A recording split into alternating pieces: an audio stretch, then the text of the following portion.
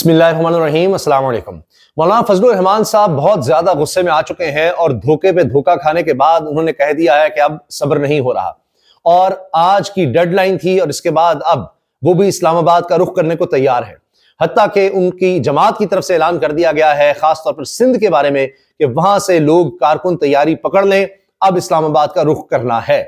वजह है मदारिस की रजिस्ट्रेशन पर धोखा, हुकूमत की तरफ से धोखा दिया गया है। बकौल फजलुर रहमान साहब के कि जब 26वीं आईनी तरमीम हमने पास करवाई, उसमें साथ थे, तो साथ मदारिस के हवाले से भी बिल था और वो भी पास होना था, लेकिन उस पर दस्तखत नहीं किए। 26वीं आईनी तरमीम तो पास हो गई।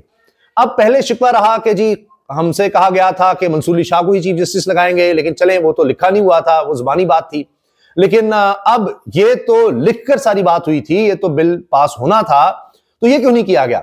अब देखिए 26वीं आईनी तरमीम में और इस दफा मदारिस की रजिस्ट्रेशन के मामले में बड़ा फर्क है, बहुत फर्क है, क्योंकि अब ये मौलाना साहब के लिए एक तरह से जिंदगी मौत का मसला बन गया है। उनकी सियासी हवाले से बात कर रहा हूं। वजह यह है कि उनकी जो कॉन्स्टिट्यूएंसी है, उनका वोटर है, मदारिस के तालिब इल्म है, वो इससे गर्ज नहीं रखते कि 26वीं आईनी तरमीम में क्या हो रहा है, क्या नहीं हो रहा, कि जी जुडिशरी के हवाले से क्या हो गया है, आईनी बेंच बन गया है, गैर आईनी अलग हो गया है, अदलिया ज़िबा हो गई, फारिग हो गई, क्या हो गया। ठीक है, हमारा मामला चलता रहे, ठीक है, कोई इतनी बड़ी बात नहीं है। मौलाना साहब ने बीच का रास्ता निकाला, जो भी हुआ हो गया। लेकिन मदारिस की रजिस्ट्रेशन वो अपने लोगों को कह चुके हैं, बिल्कुल उस तरह से जिस तरह काजी फाइज ईसा के बारे में वो अपने लोगों को, अपने वोटर्स को, कारकुनों को कन्विंस कर चुके थे मुबारक सानी केस के हवाले से, कि काजी फाइज ईसा ने जानबूझकर बार बार गलत फैसला दिया। तो अब वो शख्स हमारे लिए नाकाबिल कबूल है, उसको हम बर्दाश्त ही नहीं कर सकते, उसको नहीं चीफ जस्टिस बर्दाश्त कर सकते, हो ही नहीं सकता। यानी आईनी अदालत में भी नहीं उसको ले जाना, और वहां पर फिर मौलाना साहब को मजबूरन कह लें या उनका जो भी स्टांस था उस पर वो डट गए, उनको खड़े रहना पड़ा, वहां से नहीं वो हिल सके। अब इसी तरह से मदारिस की रजिस्ट्रेशन का मामला है और इस पर जो बयानात आ रहे हैं, मौलाना साहब हों, अब्दुल गफूर हैदरी हों, हाफिज अहमदुल्ला हों, वो बड़े सख्त हैं। कोई कह रहा है तबले जंग बच चुका है, कोई कह रहा है कि हमारे साथ धोखा किया है, ऐलान जंग कर दिया है, अब हमारी बारी है। फिर अब दूसरी तरफ देखिए प्रेशर इतना है कि बिलावल भुट्टो जरदारी कह रहे हैं कि नौजवानों को इंतहा पसंदी की तरफ कुछ लोग ले जाना चाहते हैं, हम ये नहीं होने देंगे। तो अब ये टकराव नजर आ रहा है, जबकि दूसरी तरफ हुकूमत पहले ही डरी बैठी है, खौफजदा है, और अब कहा जा रहा है कि इस्लामाबाद पुलिस की तादाद बढ़ानी है। 1.5 अरब रुपया पुलिस ने खर्च कर दिया। ये पुलिस का महकमा कह रहा है, पता नहीं किस तरह से उन्होंने इतना पैसा लगा दिया, किसके खाते में किया है। 1.5 अरब रुपया लग गया है जी तहरीके इंसाफ को रोकने में, उनके ऊपर आंसू गैस की शेलिंग पर, पैलेट गन्स की शेलिंग पर, गिरफ्तारियां, ये सारा कुछ जो हुआ है, 1.5 अरब रुपया लग गया है। अब इसलिए कहा जा रहा है जी इस्लामाबाद की पुलिस को बढ़ा दिया जाए। आप देखिए यहां पर पैसा लगाए जा रहे हैं, लोगों के लिए है नहीं, अपनी जात के लिए, अपने इख्तिदार के बचाव के लिए, और पुलिस वाले भर्ती करो और ज्यादा पैसा लगाओ। वहां तनख्वाहें भी हैं, जिस तरह आपने देखा MNAs, MPS की तनख्वाहें बढ़ गई, भी पंजाब में लाखों रुपया बढ़ा दिया है। और दूसरी तरफ खबर यह है कि अद्वियात के लिए पैसे नहीं है। दुनिया न्यूज की रिपोर्ट आपको बता रहा हूं, दुनिया अखबार की खबर आपको बता रहा हूं कि अद्वियात के लिए पैसे खत्म हो गए हैं, अस्पतालों में मुफ्त अद्वियात नहीं मिल रही, लेकिन MPS के बढ़ा दिए हैं, अपने मुशीरों के बढ़ा दिए हैं, अपने वजीरों के बढ़ा दिए हैं। 10-10 लाख रुपए तक चली गई है जनाब इनकी तनख्वाहें, यह हाल हो गया है। तो अब फजलुर रहमान साहब का ऐलान वो थरथली मचा चुका है, और साथ ही अब हुकूमत ने कहा है जी 10 दिसंबर को हम इजलास बुला रहे हैं, मंगल के दिन इजलास आ रहा है, और उसमें हो सकता है मदारिस की रजिस्ट्रेशन का मामला भी हो। अब इसमें अजीब बात यह हुई है कि ताहिर अशरफी साहब भी मैदान में आ गए हैं।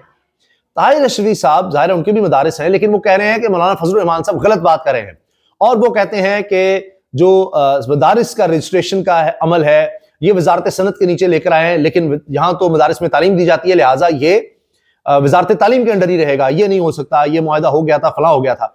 अगर ये बात दुरुस्त है तो फिर मौलाना की क्यों बात मानी, और बिल ये क्यों साथ शामिल किया गया कि 26 आईनी तरमीम के साथ ये मदारिस की रजिस्ट्रेशन का अमल भी साथ, ये बिल भी साथ होगा, क्यों माने? तो फिर अब धोखा दिया है।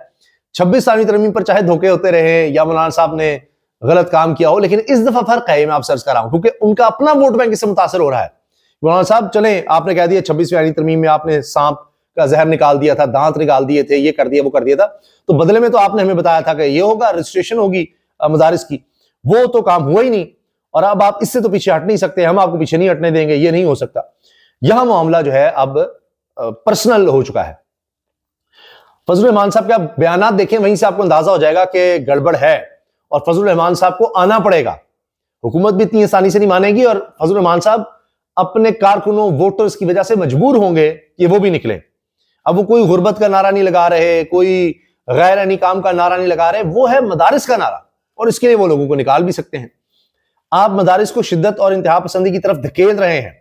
ऐसा फोरम नहीं जिस पर बहस हो सके कि दहशतगर्दी हम या आप पैदा कर रहे हैं। मौलाना फजलुर रहमान फिर जनाब कह रहे हैं, एस्टैब्लिशमेंट जितनी मर्जी हमदर्दी दिखा ले, मेरे साथ जितनी मर्जी मीठी बातें कर लें, हकीकत ये गुड़ में जहर है, हमें आप पर यकीन नहीं। फजलुर रहमान साहब के अल्फाज है जी। बगैर लाइसेंस वाला असलहा ज्यादा खतरनाक होता है। ये मदारिस रजिस्ट्रेशन बिल पर फजलुर रहमान साहब का बयान है, तो वो बकायदा धमकी लगा रहे हैं, बकायदा धमकी कि बगैर लाइसेंस वाला असलहा ज्यादा खतरनाक होता है, कि आप नहीं हमारे रजिस्ट्रेशन वाली बातें मानेंगे तो फिर हम ऐसे ही चलाएंगे और फिर वो ज्यादा खतरनाक होगा कि जो मर्जी करते रहे। मदारिस को रजिस्टर्ड करवाना चाहते हैं, रियासत से तसादुम नहीं चाहते, तमाम दीनी मदारिस को दबाव में रखा गया है। फजलुर रहमान साहब की ये गुफ्तगू है। और फिर पीटीआई के बाद जमीयत उलमा इस्लाम की भी इस्लामाबाद में एहतजाज की तैयारी। अगर 8 दिसंबर तक दीनी मदारिस का बिल मंजूर ना हुआ तो हो सकता है हम इस्लामाबाद का रुख करें। मौलाना अब्दुल गफूर हैदरी ने यह ऐलान किया है। और अब जो सदर ममलकत आसिफ अली जरदारी हैं, उन्होंने एतराज लगाकर यह बिल वापस किया था। लिहाजा अब यह मसला पीपल्स पार्टी, नून लीग एक तरफ और फजलुर रहमान साहब एक तरफ हैं। अच्छा, दिलचस्प बात यह है कि 2019 में तरीके इंसाफ के दौर में किसी तरह से इस मामले को हल किया गया था, अब यह दोबारा उठ गया है। दीनी मदारिस की रजिस्ट्रेशन का बिल मंजूर करने के लिए डेडलाइन का आखिरी दिन है आज। मदारिस रजिस्ट्रेशन पर अल्लामा ताहिर अशरफी मौलाना फजलुर रहमान के सामने आ गए, आमना सामना हो गया जी, दोनों एक दूसरे के खिलाफ बयान दे रहे हैं अब। और सिंध में कारकुनों को मार्च की तैयारी करने का कह दिया गया है। मदारिस बिल पर JUI ने अपनी हिकमत अमली का ऐलान कर दिया है। और कौमी असम्बली का इजलास मंगल 10 दिसंबर को तलब कर लिया गया है। सदर आसिफ अली जरदारी, वज़ीर आज़म शहबाज शरीफ की एडवाइस पर इजलास शाम 5 बजे तलब किया। दीनी मदारिस से मुतालिक कानून साजी का मामला भी जेर गौर आने का इम्कान है। अब अगर ट्रक की बत्ती के पीछे लगाया गया फजलुर रहमान साहब को, तो देखते हैं क्या होता है। उन्होंने डेडलाइन दी थी, वो पूरी हो रही है। 10 दिसंबर इसीलिए तारीख रखी है हुकूमत ने कि मौलाना साहब को ठंडा किया जा सके, नाराज ना हो, कर लेते हैं कुछ इधर उधर को, बीच का रास्ता निकाल लेते हैं। लेकिन बीच का रास्ता तो पहले भी निकाला था, मान लिया था। तो अब देखते हैं फजलुर रहमान साहब क्या करते हैं। क्या वो फिर कोई रास्ता निकालने की कोशिश करते हैं कि हुकूमत के लिए कोई इस तरह की लाइन मिल जाए, या जो कहा जा रहा है कि जी ये सिर्फ इसलिए है कि तरीके इंसाफ भरपूर अपोजिशन कर रही है, तो अपोजिशन में भी कोई नजर आए तो फजलुर रहमान साहब उसलिए एक्टिव हो रहे हैं। लेकिन अब उनके लोग भी समझ जाएंगे, अगर फजलुर रहमान साहब ने सिर्फ दिखावे की अपोजिशन की तो इस मामले पर बात नहीं बन सकेगी। यहां उनको निकलना पड़ेगा, जो भी हो। अगर वो आते हैं तो अदम इस्तेहकाम और ज्यादा नजर आएगा, सियासी दर्जा हरारत और बढ़ेगा, मामला और ज्यादा खराब होंगे। अभी तक तो हुकूमत फजलुर रहमान साहब को नहीं मना सकी। 10 तारीख तक हो सकता है वो टाइम लें कि जी 10 को हम पास कर देंगे, फिर वो इधर उधर करेंगे, क्योंकि हुकूमत की नीयत नहीं है। ये मैं आपको बता दूं, पक्की बात है कि हुकूमत की नीयत नहीं है और वो इंटरनेशनल दबाव का सहारा लेते हैं या उस तरफ बात करते हैं। तो ये टकराव तो यकीनन होने जा रहा है, इसमें तो कोई शक ही नहीं है। अब किस हद तक होता है, कितना खतरनाक होता है, ये अगले 1-2 दिन में पता लग जाएगा। कि अगर इस्लामाबाद JUI आने का कह देती है और चल पड़ती है तो यकीनन हुकूमत के लिए एक बहुत बड़ा मसला बन जाएगा। और इसमें अली बिन गंडापुर साहब भी बयान की हद तक कम से कम JUI के हक में दे चुके हैं कि हाँ, इस मामले को देखना चाहिए। तो अगर फिर दोनों इकट्ठे होकर किसी मामले पर निकल आए कि अगर फजलुर रहमान साहब कहते हैं जिस पर आप हमारा साथ दें और तहरीक इंसाफ कहती है ठीक है फिर आप हमारा साथ दें, मिलकर स्ट्रीट एजिटेशन में आगे बढ़ें, तो फिर तो हालात बिल्कुल ही और हो जाएंगे। इजाजत दीजिए, अल्लाह हाफिज।